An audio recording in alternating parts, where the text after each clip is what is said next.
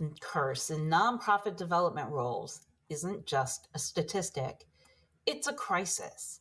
Imagine pouring your heart into an organization, building relationships, crafting strategies, only to find yourself burned out, overwhelmed, and ready to walk out the door just after a year and a half. Hi, I'm Shannon Cherry from My Nonprofit Advisor, and I've been on both sides of this equation, from a fundraiser to nonprofit consultant. I've seen firsthand how this revolving door of talent is crippling our sector's ability to create lasting change.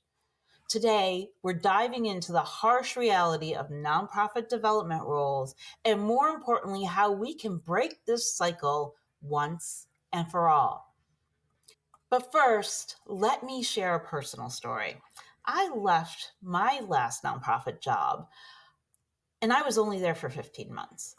3 months in my tenure, I was handed more responsibilities without a pay increase and no support staff but an intern. Suddenly, I was juggling marketing, communications, fundraising, website development, strategic planning, and so much more. I was overwhelmed, exhausted, and even feeling a bit depressed. I loved the mission and the people I worked with, but the sheer volume of work was unsustainable.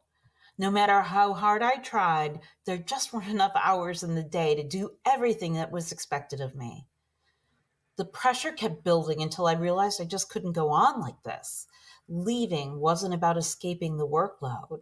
It was about preserving my well-being. And sadly, my story is not that unique. But why does this happen often? Why do we keep expecting one person to be everything, a strategist, a manager, a fundraiser, an event planner, a marketer, and then act surprised when they can't handle the load? According to the recent Social Impact Staff Retention Survey, 58% of nonprofit professionals, they have way too much responsibility and not enough support. And it's even worse for junior fundraisers. About 80% of them quit the entire sector within a few years. They don't have the knowledge or the tools, and the lack of support leads to them making multiple mistakes. These setbacks leave them feeling deflated and discouraged, ultimately driving them away from the nonprofit field altogether. This isn't a job dissatisfaction issue. It's a sector-wide problem that's leading to burnout and high turnover. The first strategy to break this cycle is to stop trying to hire a unicorn. Focus on core competencies like relationship building, strategic planning, and team leadership. Outsource or delegate tasks like grant writing and event planning to specialists. This shift not only makes the role more sustainable, but also allows your development team to focus on what they do best. In fact, the same survey found that organizations with clear role definitions and support systems saw a 30% increase in staff retention. This isn't just a nice to have, it's a must if we want to see real, lasting change.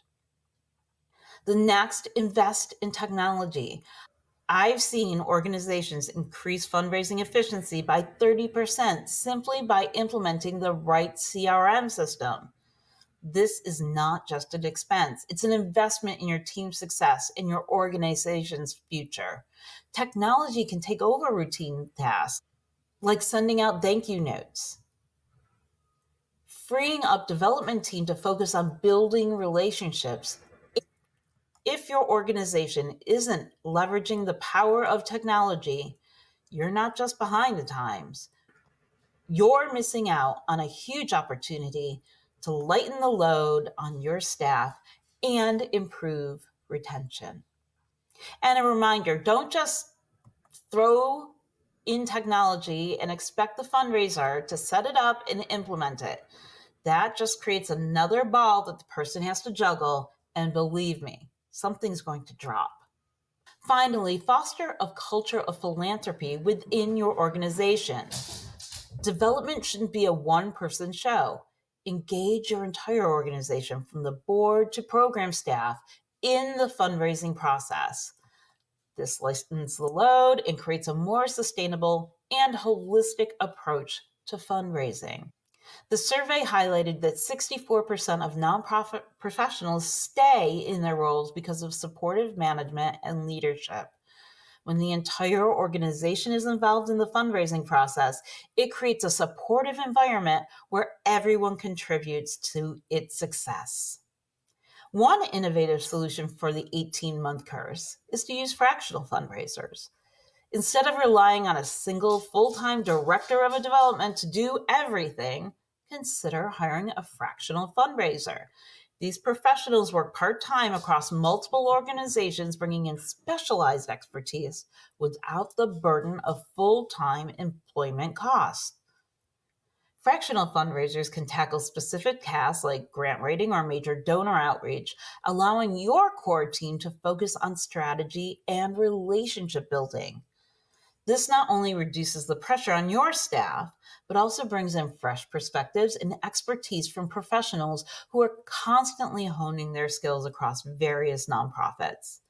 It's a flexible and cost-effective way to get the expertise you need while avoiding burnout.